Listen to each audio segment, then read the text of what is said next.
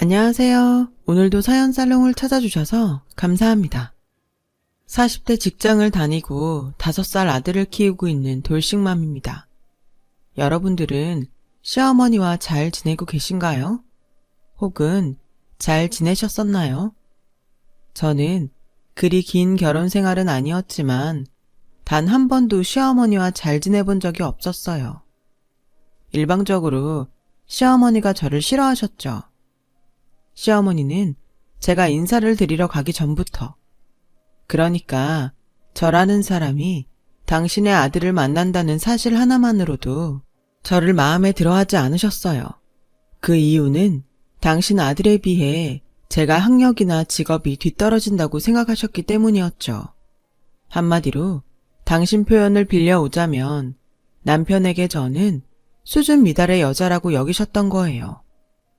남편은 없는 형편에 오로지 자기 힘으로 K대 경영학과를 나왔어요. 그리고 졸업과 동시에 우리나라 대기업 중 하나인 L기업에 취직을 했어요. 그것이 저희 시어머니의 유일한 자랑이고 또 무기인데요. 그에 비해 저는 서울에 있는 4년제 대학을 나오긴 했지만 그렇게 명문대는 아니에요. 졸업 후 회계사가 되고 싶어 공부를 하다가 갑자기 아버지가 아프셔서 병원비와 수술비 때문에 일반 중소기업에 취직을 하게 되었어요. 안타깝게도 아버지는 5년 투병 생활 끝에 세상을 떠나셨고 당시 작은 미용실을 운영하던 엄마와 저 단 둘이 남게 되었는데요. 아버지가 없고 엄마 혼자 계셔서인지 엄마가 많이 작아 보이더라고요. 예전에 비해 삶의 의욕도 잃으시고. 그래서 저는 그런 엄마를 돌보기 위해 실질적인 가장이 되어야 했어요. 저의 사정을 모두 들은 남편은 저에게 유일하게 그동안 혼자 힘들었겠다며 앞으로는 자기와 함께 하자고 말을 해준 사람이었는데 시어머니는 남편에게 저희 사정을 들으시고 더욱더 저와의 결혼을 못마땅하게 여기셨어요.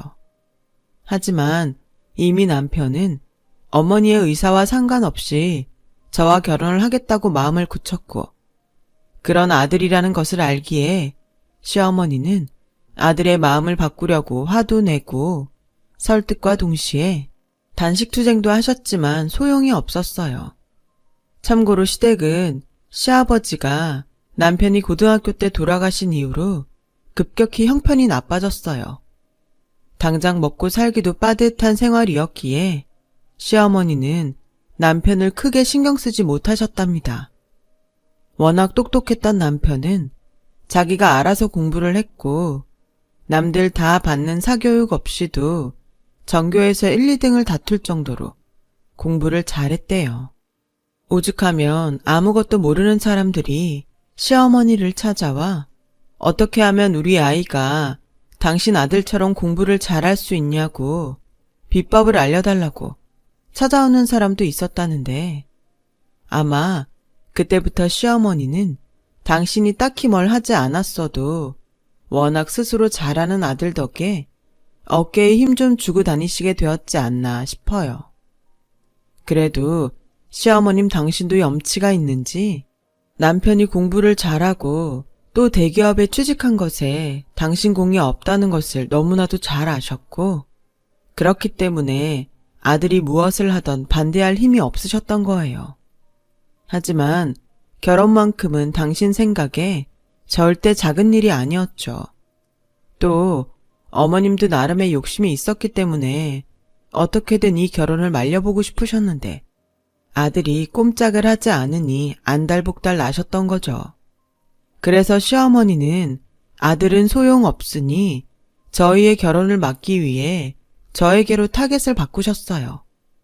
그리고 제가 처음 시어머니에게 인사를 가던 날 이런 말씀을 초면에 하셨죠.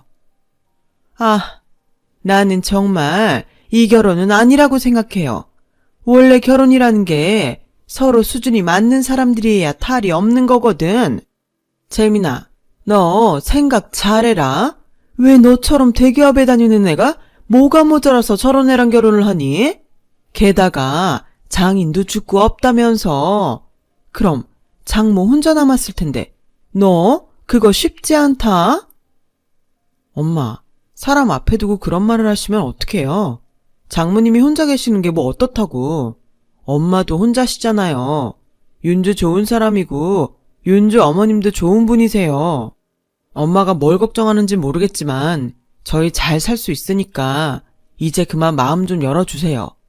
어차피 난 이 결혼 할 건데 엄마가 계속 그러고 계시면 서로 마음만 불편하잖아요. 재민 씨 그만해. 어머니, 제가 많이 부족하다는 거 잘 알아요. 그래도 최선을 다해서 잘할게요. 저한테도 기회를 주세요. 네? 아, 내가 정말 속상해서 이건 잘하고 말고의 문제가 아니라니까. 동네 사람들이 우리 아들 보고 뭐라고 하는 줄 알아요? 다 우리 아들 정도면 같은 대기업 다니는 아가씨나 학교 선생님 같은 공무원이 딱이라고 해요. 내가 진짜 쪽팔려서 이 결혼을 어떻게 말하냐고. 지금 엄마 체면 때문에 안 된다는 거야? 그게 말이 돼? 사람 보는 눈 다 비슷해. 사람들이 그렇게 생각할 때는 다 이유가 있는 거야. 순진한 놈. 내가 고작 이런 결혼시키려고 널 키웠어? 아무리 엄마가 너한테 해준 게 없지만 지금까지 너 하나 바라보고 살았어? 그럼 어쩔 수 없네요. 이제부터 저 바라보지 말고 코코 바라보고 사세요. 난 이 결혼 물을 생각 없으니까. 코코는 시어머니가 세상에서 가장 사랑하는 말티즈 애완견이에요. 남편의 말에 시어머니는 어이가 없는지 얼이 빠지셨고 남편은 그러거나 말거나 제 손을 잡고 시댁을 나오는데 중간에서 정말 어떻게 해야 할지 모르겠더라고요. 게다가 남편과 연애하면서 듣기로 시어머니와 남편이 남들이 부러워할 정도로 사이가 좋다고 들었는데 저는 저 때문에 그 둘 사이가 멀어지는 게 아닐까? 여간 마음이 불편하지 않을 수 없었어요. 그래서 결혼을 좀 늦추더라도 어떻게든 시어머니한테 인정을 받고 싶었어요. 그때는 무슨 오지랖이었는지는 모르겠지만 저희 엄마가 그렇듯 시어머니도 그동안 의지하고 살던 자식을 장가 보내는 일이 쉽지 않은 일일 테고 또 당신 나름대로 바라던 며느리상이 있었으니까 그 마음도 헤아려 드리고 싶었어요. 왜 그때는 그렇게도 시어머니와 잘 지내고 싶었는지 모르겠어요. 아무튼 그때 제 마음은 그랬어요. 언젠가는 시어머니가 저의 마음을 받아줄 거라고 믿으면서요. 그 믿음은 남편을 향한 제 마음이 컸었기 때문인 것 같아요. 콩깍지라고 하잖아요. 그때는 그 콩깍지가 단단히 씌었기 때문에 시어머니의 그런 반대도 그리 크게 신경 쓰지 않았어요. 오히려 남편의 마음이 워낙에 확고하니 시어머니가 측은하게 보였었죠. 저와 남편은 어떤 드라마처럼 만났어요. 첫 만남은 그랬어요. 저희 둘은 저도 혼자, 남편도 혼자 같은 영화를 보기 위해 한 상영관 안에서 처음 만나게 되었어요. 평소 영화 보는 것을 너무 좋아했던 저는 늦은 시간표를 겨우 구해서 혼자지만 드디어 영화를 본다는 생각에 잔뜩 신이 나서 상영관을 찾았었는데요. 하필 제 자리가 남편 옆이었던 것이 그 시작이었어요. 남편은 혼자 앉아 있으면서도 이상하게 큰 사이즈 팝콘을 가슴에 안고 먹고 있었는데요. 결과적으로 그 팝콘이 저와 남편을 연결해 주었어요. 처음엔 팝콘을 좋아하는 사람인가 보다 하고 대수롭지 않게 생각했었는데 곧 영화가 시작되고 이제 막 집중을 하려는 저에게 성가신 일이 생기고 말았어요. 뒤에 앉은 사람이 자꾸만 제 좌석에 발길질을 하는 일이었죠. 이게 참 별거 아닌 것 같지만 은근 신경 쓰이고 짜증나는 일이거든요. 저는 몇 번 참다가 고개를 획 돌려 뒷사람을 쳐다봤어요. 굉장히 불쾌하다는 얼굴로요. 그러자 뒷좌석에는 어떤 커플로 보이는 남녀가 앉아 있었는데 제 시선에 딴청을 부리더니 이제 안 하겠지 하고 생각한 제가 우스웠는지 또 발길질을 하더라고요. 그 후 저는 몇 번이고 고개를 획획 돌리느라 영화를 제대로 보지 못했어요. 제 바로 뒤는 커플 중 남자가 앉아 있었는데 아무래도 그 남자가 범인인 것 같았죠. 게다가 뒤에서 발길질을 하며 낄낄거리고 여자와 수군거리는 것이 이 남자는 그걸 즐기고 있는 것 같았어요. 평소 굉장히 보고 싶었던 영화였던지라 짜증은 몇 배로 밀려왔고 그렇게 영화 상영 시간이 30분을 넘길 즈음 도저히 참을 수가 없어 따끔하게 뭐라고 해야겠다고 생각한 찰나에 옆에 앉아있던 남편이 자기가 먹던 팝콘을 저한테 안겨주며 이렇게 말했어요. 자기야, 팝콘 맛있는데 왜 안 먹어? 혹시 어디 불편해? 불편한 거 있으면 나한테 말해. 내가 당장 해결할게. 남편의 그 말은 생각보다 꽤 컸었는데 나중에 알고 보니 저 들으라고 한 말이 아니라 뒷자리에 그 남자한테 들으라고 한 소리였더라고요. 그 후 저는 보고 싶었던 영화를 집중하고 끝까지 볼 수 있었어요. 평소 좋아하지 않았던 팝콘이었지만 그날따라 아주 맛있게 먹으면서요. 영화가 끝나고 저는 남편에게 팝콘을 돌려주며 고맙다고 인사를 했어요. 그런데 제가 생각보다 팝콘을 너무 많이 먹은 거예요. 그래서 좀 민망해서 음료수라도 사겠다고 하니 남편이 그럼 밖에서 커피를 사달라고 하더군요. 저희의 인연은 그렇게 시작이 되었어요. 이야기를 나누다 보니까 남편은 성격도 취미도 그리고 무엇보다 홀어머니와 살면서 실질적인 가장 노릇을 해야 하는 상황이 비슷했어요. 그래서 서로 무엇이 가장 힘들게 하는지 너무나도 잘 알았죠. 그래서 저희는 그 후로 계속 연락하며 만났고 어느덧 서로가 유일한 안식처처럼 마음을 풀어놓고 서로 의지하며 마음을 다독여주는 연인이 되었어요. 그리고 자연스럽게 앞으로는 다른 것이 아니라 우리의 행복을 위해 살아보고 싶다는 생각을 하게 됐었습니다. 그것이 저희의 결혼으로 이어졌어요. 그런데요, 참 이상한 일이 저는 남편의 마음을 보고 결혼을 결심했는데 제 친구와 직장 동료들은 남편의 조건이 워낙에 좋으니까 마치 제가 일부러 조건 좋은 남자를 노렸다는 듯 종종 말했고 저는 그런 말을 들을 때마다 제 순수한 마음이 오해받는 것 같아 속상했어요. 그래서 언젠가 여유가 되면 꼭 남편과 어울리는 사람이 되기 위해 다시 공부를 하겠다고 다짐했는데 그게 말이 쉽지 결혼이라는 현실 속에 들어가니 시간도 여유도 제 마음처럼 되지 않았어요. 하지만 제 옆에 남편이 있다는 것 하나만으로도 모든 것이 괜찮았어요. 무엇보다 세상에서 저를 가장 아끼고 사랑해주니 그때는 이런 사람 절대 없다고 생각했어요. 그래서 저는 시어머니가 결혼 후에 본격적으로 저를 괴롭히려고 마음을 먹었을 때도 다 알면서 당하는 일이 많았어요. 신혼집이 따로 있는데요. 굳이 저를 불러 당신 집안일을 시키시는 것은 물론이고 좋아하지도 않으면서 일부러 손 많이 가는 잔치 음식을 만들게 하셨고 어렵게 음식을 만들면 이게 사람 먹을 음식이냐며 제가 보는 앞에서 쓰레기통에 음식을 버리시기도 했어요. 처음부터 그러실 생각으로 저한테 팔보채니 구절판 같은 생소한 음식을 만들게 하신 거겠죠. 물론 그럴 때면 저도 사람이니 서럽고 화가 나서 나쁜 마음을 먹을 때도 있었어요. 하지만 그럴 때면 꼭 어디가 아프다고 하시더라고요. 그럼 또 제가 마음이 약해져서는 그게 며느리인 저에게 의지하는 것인 줄 알고 또 시어머니의 수에 넘어가고 말았었어요. 그럴 때마다 남편에게는 달리 시어머니에 대한 불만을 이야기하지 않았어요. 당연히 어느 정도는 알고 있는 줄 알았거든요. 그것이 문제였나 봐요. 남편은 제가 시어머니 때문에 스트레스 받고 힘들다는 사실을 전혀 모르고 있더라고요.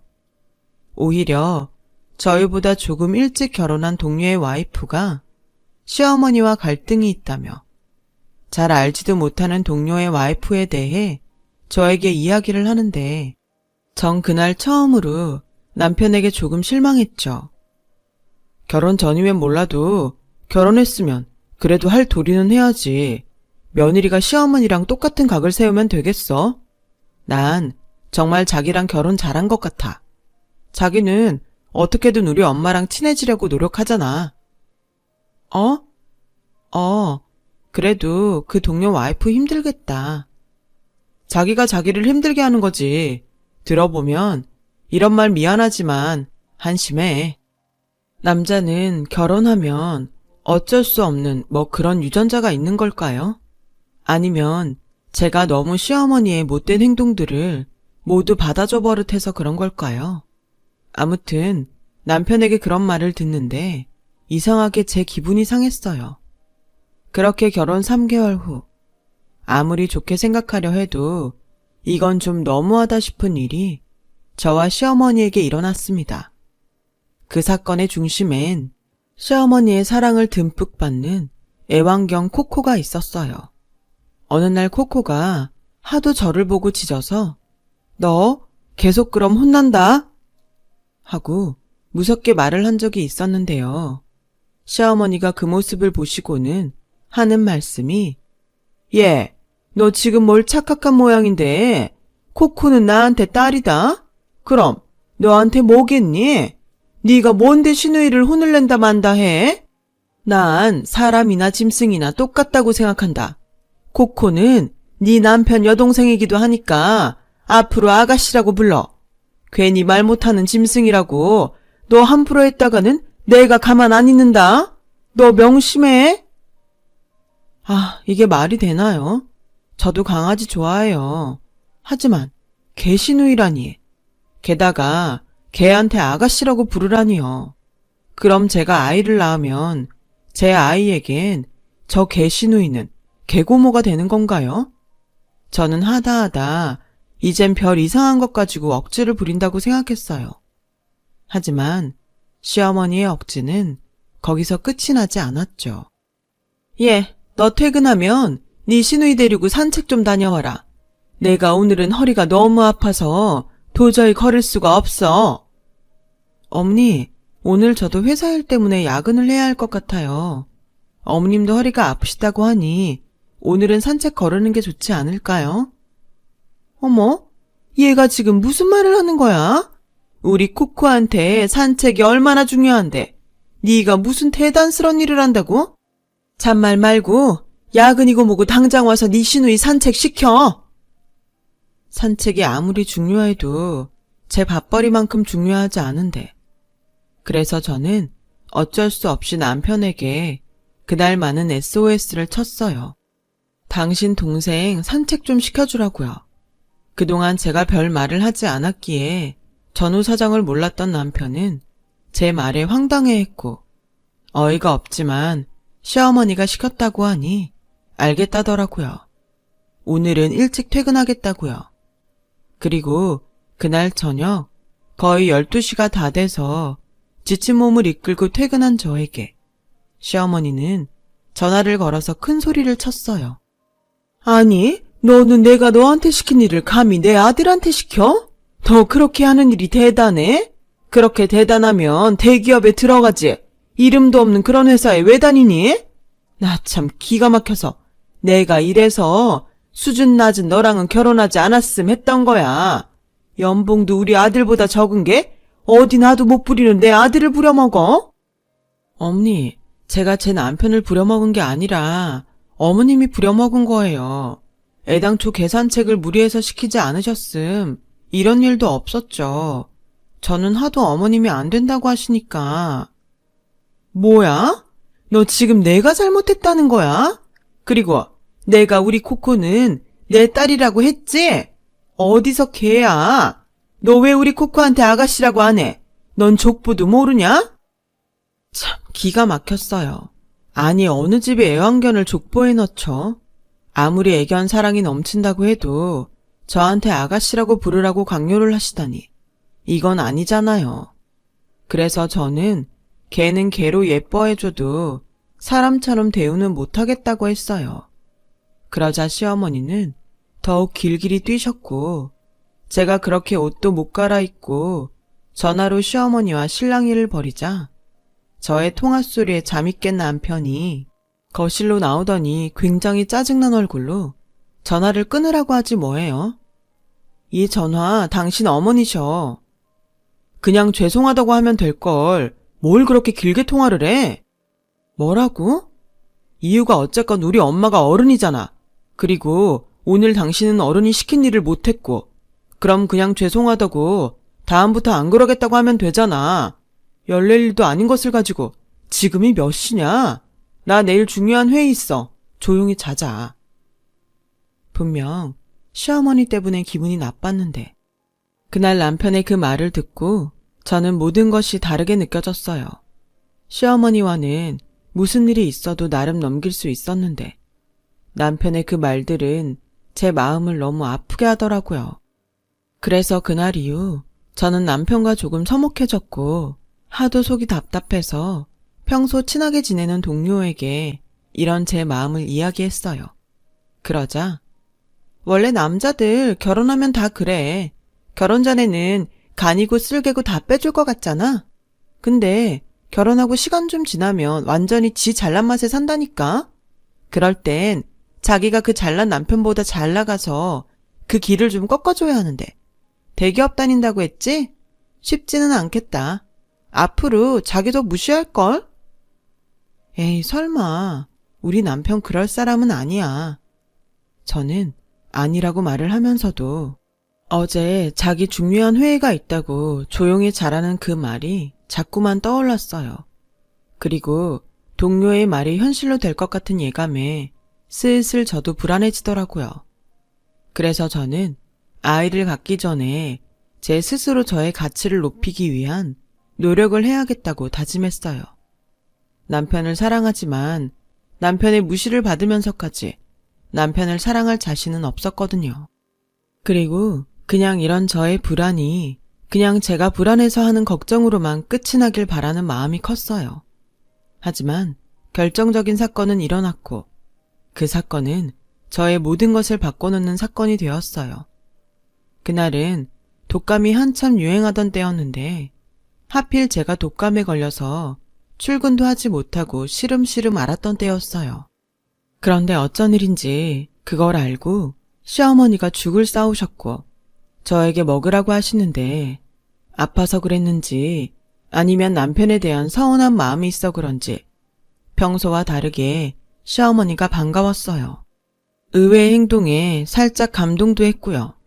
엄니, 너 입맛 없을 것 같아서 내가 죽을 좀 싸왔다. 재민이는 옮으면 안 되니까 당분간 우리 집에 있으라고 했어. 괜찮지? 네, 감사합니다. 그래, 얼른 먹고 약 먹어라. 내가 앞으로 죽은 매일 가져오마. 안 그러셔도 되는데. 너 빨리 나으라고 그러는 거야. 나 이만 간다. 나까지 옮으면 어쩌니? 쉬어라. 사람이 아플 때 마음이 가장 약하다고. 평소 저를 미워하셨지만 이렇게 제가 아프니 죽까지 싸운 시어머니의 마음에 그동안 쌓였던 마음이 눈 녹듯 녹아내렸고 오히려 감사한 마음이 들어 눈물까지 핑 돌았어요. 그렇게 꼬박 일주일을 독감으로 앓았어요. 시어머니는 그때까지도 저에게 약 먹으려면 입맛 없어도 뭐라도 먹어야 한다 라고 죽을 가지고 오셨는데요. 제가 독감이 다 낫고 난 다음에 그 마음이 너무 감사해 저는 시어머니께 맛있는 점심이라도 사드리며 감사 표시를 하고 싶더라고요. 그래서 회사에 반차까지 내고 시댁으로 찾아갔는데 어디를 가셨는지 시어머니는 집에 없고 애완견 코코만 집에서 지 밥그릇에 밥을 먹고 있더라고요. 아무 생각 없이 코코가 밥을 잘 먹나 싶어 다가갔고 사료가 아닌 죽 같은 것을 먹고 있어 좀 이상하다고 생각했는데 주방에서 충격적인 것을 보고 말았어요. 그것은 강아지용으로 나온 죽이었죠. 저는 설마 아니겠지 하는 생각으로 시어머니가 개한테 덜어주고 남은 플라스틱 그릇에 묻은 죽을 손가락으로 찍어 먹어봤어요.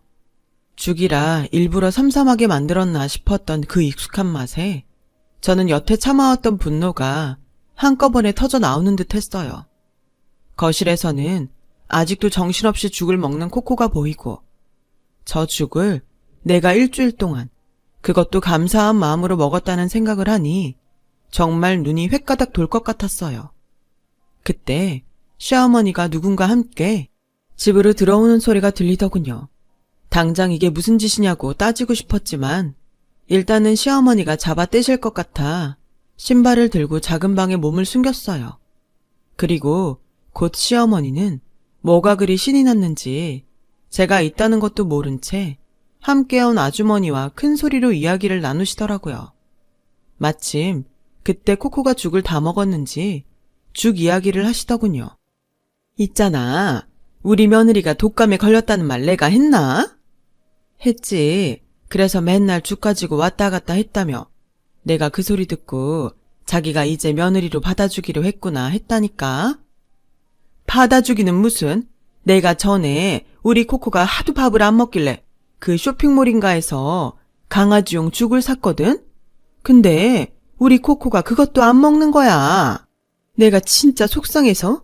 근데 때마침 걔가 독감에 걸렸다고 하고. 그래서 내 아들 걱정에 얼떨결에 걔 먹는 건 내가 알아서 할 테니 너는 집에 와서 지내라 했지.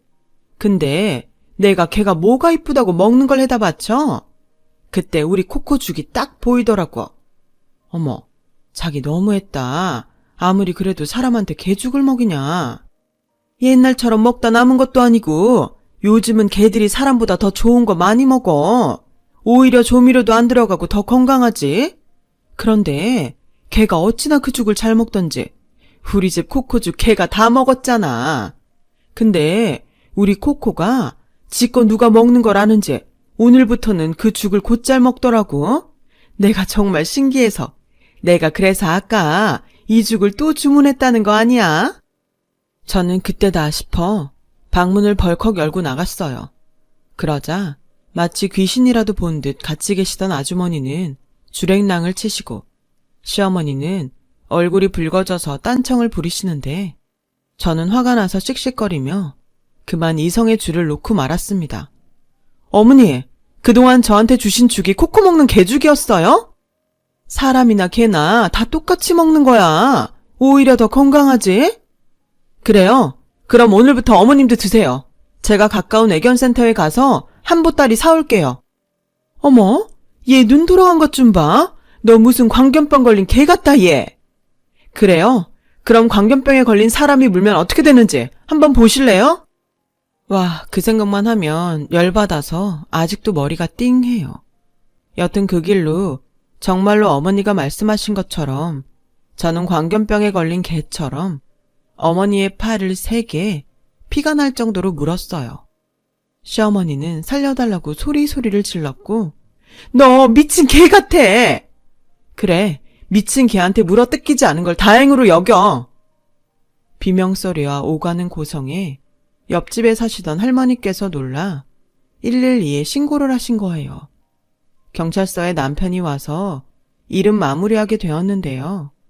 집에 와서도 분이 풀리지 않는 제 모습을 보고 남편은 불난 집에 기름을 붓듯 저에게 해서는 안 될 말을 했어요.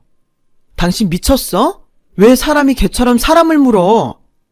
당신 어머니가 하도 나를 개처럼 보잖아. 그래서 홧김에 물었다. 당신 원래 그렇게 생각이 짧았어? 내가 사람을 잘못 봤네. 우리 엄마 팔 어쩔 거야. 세상 어느 며느리가 자기 열받았다고 시어머니를 무냐? 당장 가서 우리 엄마한테 빌어. 그러기 전엔 나도 이 집에 들어오지 않을 테니까. 남편은 그렇게 말을 하고 짐을 싸서 나갔어요. 아마 시어머니가 계시는 시댁으로 간 것 같은데 저는 어처구니가 없어서 그러거나 말거나 했어요. 입장 바꿔 우리 엄마가 자기한테 그랬다면 자기는 과연 자기가 말한 대로 할 수 있을지 궁금하기까지 하더라고요. 저는 그날 이후 시어머니와 남편에 대한 마음의 문을 완전히 닫아버렸어요. 그리고 생각과 고민이 깊어질수록 자연스럽게 이혼을 생각하게 되었죠. 무슨 운명의 장난인지 생리 주기가 지났는데도 소식이 없어 설마 하는 마음으로 임신 테스트기를 사서 테스트를 해봤는데 희미한 두 줄이 보이더라고요.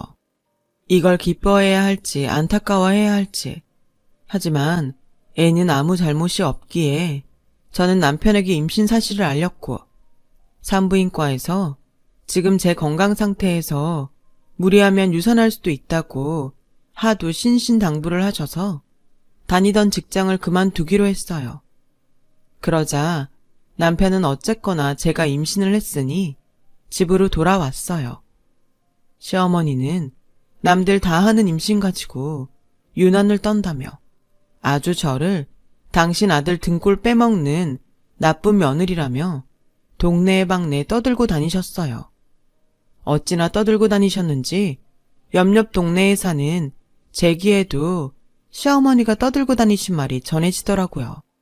말은 사람이나 개나 같다더니 개만도 못한 취급을 받고는 도저히 못 살겠더라고요. 임신한 몸이지만 다시 수험생이 됐다는 마음으로 회계사 시험을 준비했어요. 친정엄마는 제가 직장을 그만둬서 용돈을 드릴 수 없는 상황인데 홀몸도 아니면서 공부를 하는 딸이 안쓰러웠는지 당분간은 당신이 저에게 용돈을 주시겠다고 하는 게 아니겠어요? 엄마, 용돈은 무슨 내가 못 줘서 미안하지. 엄마한테 받을 생각 없어. 엄마가 엄마 마음 편하려고 그래. 사실 너가 그동안 준 용돈도 다 안 쓰고 모아놨어. 엄마가 일을 안 하는 것도 아닌데 너도 이제 그만 엄마 걱정하고 네 생각만 하면서 살아. 그리고 원래 월급 받다가 그거 없어지면 허전해. 김서방 눈치 안 보이게 엄마가 용돈 보내줄 테니까 그거 써. 됐어요. 나 퇴직금 나온 것도 있고 앞으로 공부만 할 거라 돈 쓸 일도 없어. 아휴, 홀몸도 아닌데 어떻게 그 어려운 공부까지 하려고. 그래도 그 길이 네가 행복할 수 있는 길이라면 엄마는 무조건 네 편이야. 우리 딸 힘내. 엄마가 옆에서 힘이 되어주지 못해서 미안하다. 저는 그렇게 엄마의 응원으로 시어머니와 남편에 대한 복수심으로 공부에만 매달렸어요. 그리고 그 결과 저는 출산 후 얼마 되지 않아 공인회계사가 되었고 그 해에 회계법인 회사에 들어가게 되었어요. 첫 연봉은 제가 직장 다녔을 때와 얼추 비슷하긴 했지만 그래도 장래성을 봤을 때 복지든 연봉이든 대기업 못지 않았기에 저는 만족했어요. 설마 저게 되겠어? 하며 저를 깔보던 남편과 시어머니는 제가 회계사가 되자 기뻐하기보다는 어쩐지 저를 슬슬 피하더군요. 그리고 제가 친정 엄마에게 육아를 맡기고 회계사로 일한 지 1년이 넘어갈 즈음 시어머니의 생신날이 되었어요. 그리고 갑자기 태도가 180도 달라진 시어머니가 저에게 친절한 말투로 연락해서 자기 생일이니 밥을 먹자고 하시는데 올 것이 왔다는 생각이 들었죠. 이런 말 참 유치하다고 생각할 수도 있는데 저희 아들 100일도 돌도 시어머니는 참석하지 않으셨어요. 제가 돌을 앞두고 돌잔치 어떻게 하냐고 물으니 잘나신 네가 알아서 해라. 뭘 나한테 물어보니? 라고 하셨고 누가 요즘 돌을 하냐면서 남편 역시 바쁘다고 유난을 떨길래 조촐하게 친정에서 친정엄마가 차려준 상에 했거든요. 근데 자기 생일이라고 잔뜩 기대를 하고 마치 평소 저에게 잘해줬다는 듯 가식적으로 이야기를 하니 참 진짜 정신이 나갔나 싶기도 하고 뭐라 말할 수 없는 기분이 들더라고요. 이 기회를 절대 놓치고 싶지 않았어요. 그렇게 아이를 데리고 시댁으로 향하던 날 남편은 결과적으로 모든 것이 잘 됐으니 이제부터라도 당신이 어머니와 사이좋게 잘 지냈으면 좋겠다고 꿈에 부푼 소리를 해댔죠. 저는 속으로 누구 마음대로 사이좋게 지내냐 마냐 하는지 콧방귀를 뀌며 남편의 말에 아무런 대꾸도 하지 않았는데요. 제가 자기 말에 아무런 대답을 하지 않자 남편은 저에게 화를 냈어요. 보자 하니까? 당신 진짜 계속 이럴래? 봐주는 것도 한계가 있다. 오늘 우리 엄마 생일인데 당신 계속 그러면 나 진짜 그때는 가만 안 있어. 가만 안 있으면 뭐 이혼이라도 하게? 당신이 지금 회계사 되고 무서울 게 없는 것 같은데 예나 지금이나 당신은 그냥 애 딸린 아줌마야. 기고만장한 것도 적당히 해. 진짜 눈꼴셔서 못 봐주겠네. 저는 이쯤 되니 이 사람이 저의 남편인가 싶었어요. 수고했다, 고생했다 그런 말 대신 잘난 척하지 말라는 남편이 세상에 어디 있을까요? 뭐 찔리는 게 있으셔? 뭐가 눈꼴실인데? 내가 뭐 어떻게 잘난 척을 했는지 설명을 좀 해보셔. 내가 뭘 했냐고. 우리 대화나 제대로 하고 살았나? 잘난 척할 기회라도 주셨어? 그쪽 자격지심 때문에 나 나쁜 사람 만들지 말어. 진짜 쪼잔해 보여 너. 저희 부부는 그렇게 싸움을 하며 시댁에 도착했어요. 그리고 저는 시어머니에게 생신 선물이라며 강아지용 우유와 음식을 한 보따리 안겨드렸죠. 너 이게 다 뭐냐? 내 선물은 하나도 없고 죄다 개 음식만 사왔어? 아니요, 이거 어머님 선물인데요. 어머님이 전에 말씀하셨잖아요. 개나 사람이나 다 똑같다고. 그리고 어머님이 우리 개 아가씨를 그렇게 아끼시니까 같이 드시면 좋을 것 같아서 제가 한번 좋은 걸로 골라봤어요. 뭐야? 야, 너 지금 어른한테 장난질이냐? 장난이요? 제가 하면 장난이고 어머님이 하시면 장난이 아닌가요? 저는 그것도 모르고 어머니한테 고마워서 그날 어머님이랑 맛있는 거라도 사 먹으려고 왔었는데. 그래서 너 내 팔뚝 물어 뜯고 갔잖아. 이게 진짜 뒤끝 있네. 벌써 그게 언제적 얘긴데. 맞아요. 저 뒤끝 있어요. 언제적 얘기요? 참나. 그게 평생 잊혀질 것 같습니까? 아, 정말. 둘 다 그만해요. 이럴 거면 각자 뿔뿔이 흩어져서 살아. 집안 꼴이 이러니 내가 밖에 나가서 일을 할 수가 있어? 어머 아들, 요즘 일이 잘 안 돼? 당신 일이 안 되는 걸 왜 내 탓을 해? 당신이 집안일을 하니 육아를 하니? 야, 너 지금 내 아들한테 무슨 소리야? 원래 집안일도 육아도 여자가 하는 거야. 이게 지금 보니까 시험 붙었다고 했을 때부터 지가 뭐라도 되는 줄 알고 까부는데 너 이럴 거면 우리랑 연 끊어. 이혼해. 네, 알겠어요. 제가 바라던 바예요. 손주사랑 뭐 그런 거 없으니까 평생 애는 안 보셔도 되죠? 저는 그 길로 아이를 데리고 시댁을 나와 이혼을 준비했어요. 제가 지나친 부분이 있을 수도 있어요. 결과적으로 시어머니 때문에 독을 품고 회계사가 된 건 어쩌면 감사한 일일 수도 있고요. 하지만 한 번 배신을 3개 당하니 그 마음이 제 의지로 풀리지 않는 건 어쩔 수 없더라고요. 시어머니만 보면 제가 먹은 개죽이 떠오르고 남편은 남편대로 저에게 막말을 하니 이대로는 정상적인 결혼 생활은 불가능했어요. 그렇게 저희 부부는 이혼을 했어요. 이혼하는 과정에서도 돈 때문에 참 쉽지가 않았는데요. 그렇게 사랑했던 사람과 마지막까지 이렇게 싸우게 되니까 제가 한 것이 사랑은 맞았나? 의심까지 들더라고요. 그렇게 힘들게 이혼을 마무리하고 1년의 시간이 흘렀어요. 이젠 제법 이혼의 상처도 있고 쉽지만은 않지만 친정엄마와 그럭저럭 아이 크는 모습에 재미를 느끼고 살던 어느 날 시어머니가 저를 회사로 찾아오셨어요. 잘 지내니? 내가 그때는 정말 미안했다. 근데 나는 한사코 나쁜 마음은 없었어. 그러니까 그만 마음 풀고 다시 우리 재민이랑 잘해볼 생각 없니? 내가 우리 손주도 보고 싶고 너한테도 잘하고 싶어서 그래. 우리 재민이도 은근 그걸 바라고 있어. 왜 갑자기 그런 마음이 드셨는지 모르겠지만 저는 그럴 마음이 없어요. 재민 씨도 이혼하고 한 번도 연락 없었고요. 힘들게 이혼했는데 저 다시 그런 지옥으로 들어갈 생각 없어요. 우리 재민이가 큰일이 나서 그래. 네가 그래도 같이 살던 부부잖아. 제발 우리 모자 좀 살려줘. 저는 남편에게 큰일이 났다는 말에도 별로 신경이 쓰이지 않았어요. 그러자 시어머니는 묻지도 않은 전 남편의 사정을 이야기하기 시작하는데 내용은 대충 이랬어요.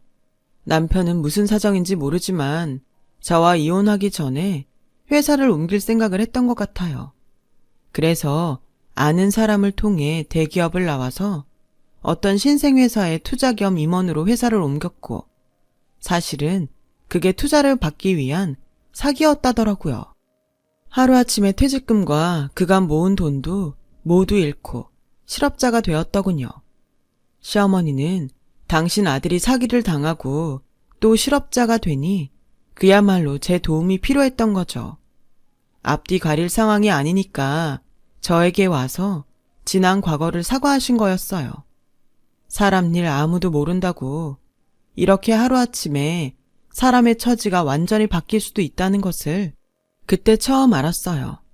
그렇다고 이제 와서 제가 헤어진 남편을 위해 가장이 될 수는 없는 일이잖아요. 그냥 모든 것이 자신들의 불찰이니 저는 어쩔 수 없다고 등을 돌렸어요. 지금도 가끔은 전 남편과 시어머니가 어쩌고 있을까 마음이 쓰일 때가 있지만 우리의 인연은 거기까지였던 것으로 생각하고 있어요. 그리고 이제 제법 말도 잘하고 궁금한 것이 많은 아들에게 저는 착하게 사는 것보다 나쁘게 살지 않는 것이 더 중요하다고 가르치고 있습니다. 나쁜 마음으로 타인을 상처내면 결국 자기가 그것보다 더 큰 상처와 피해를 입는다는 것을 부모로서 꼭 아이에게 가르쳐주고 싶어요. 시어머니도 전 남편도 어떻게 사는지 알지 못하지만 제가 해줄 수 있는 건 그들이 과거의 잘못을 되풀이하지 않길 바라는 것 같습니다. 지금까지 저의 긴 이야기 들어주셔서 감사합니다. 여러분의 오늘도 내일도 행복하세요. 여러분, 사연 댓글에 응원과 현명한 조언 부탁드려요. 좋아요와 구독은 저에게 큰 힘이 됩니다. 오늘도 좋은 일 가득하세요.